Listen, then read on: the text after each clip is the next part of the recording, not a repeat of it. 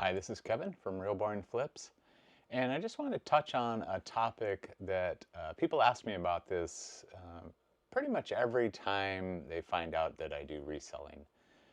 And the question is, where do you find stuff? And then the following follow-up question is usually, what do you find? Um, the places that I do sourcing primarily are things like estate sales, either online or in person, at thrift stores like Goodwill or St. Vinny's or Value Village. I think Savers is the same store in other places.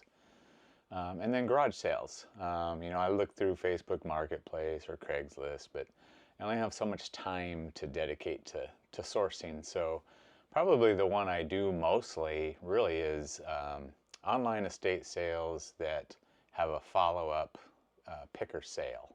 So you buy something on the online sale, and then you show up to pick that item up, and you look through other items. Um, Rummage sales are a real hit because usually you can get a lot of quantity, so you can take chances on things because the prices are usually pretty reasonable in that situation.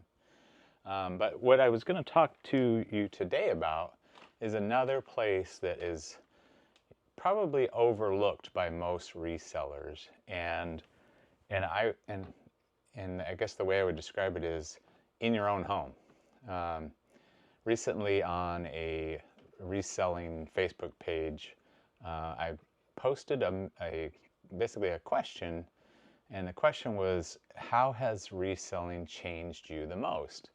And I talked in there about how one of the hardest things for me to do now is to buy something new, because I almost always can find something.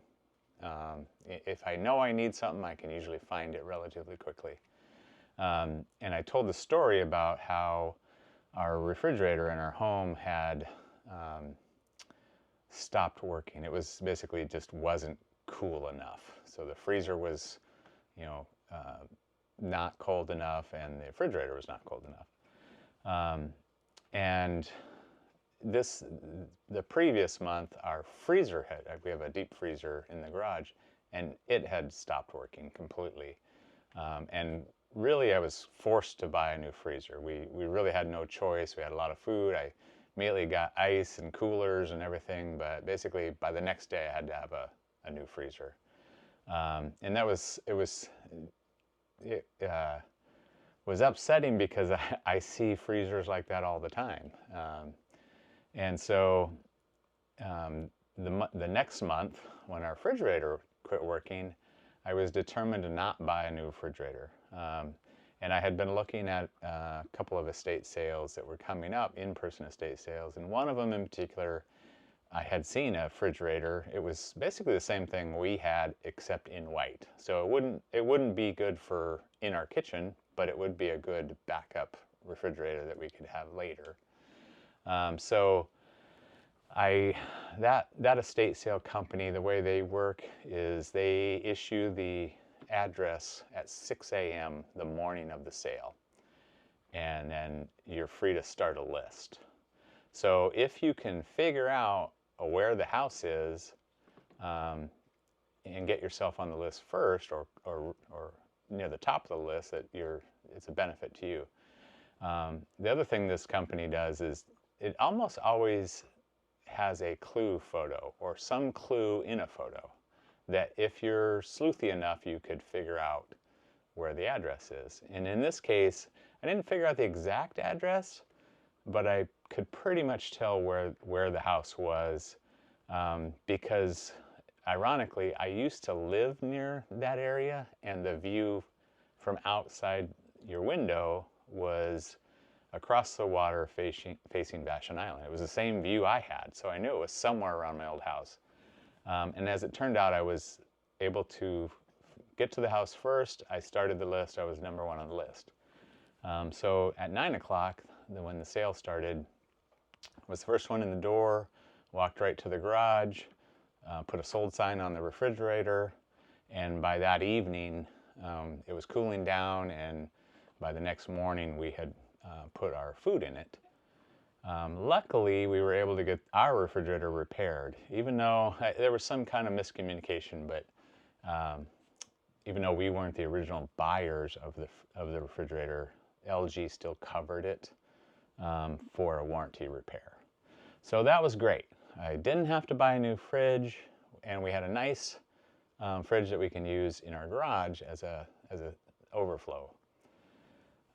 So fast forward to a few days ago.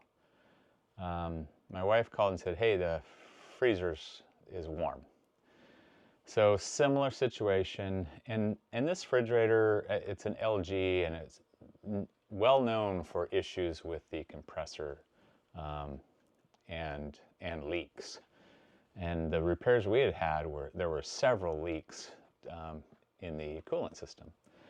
So this time I was ready. I was like, screw this. I'm not looking for another refrigerator. We're just going to order a new one.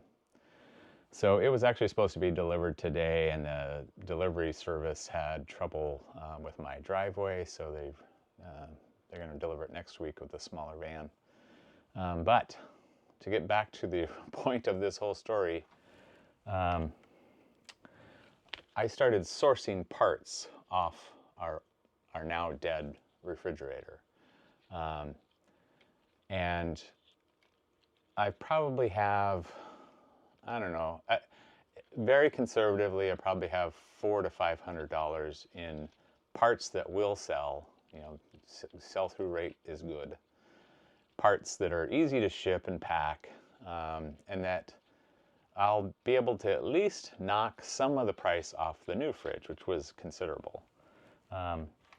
When we originally had the issue the first time around, I thought it was a problem with one of the evaporator motors. And so I had actually gone out, I think I might have even bought this on eBay. It was very hard to find.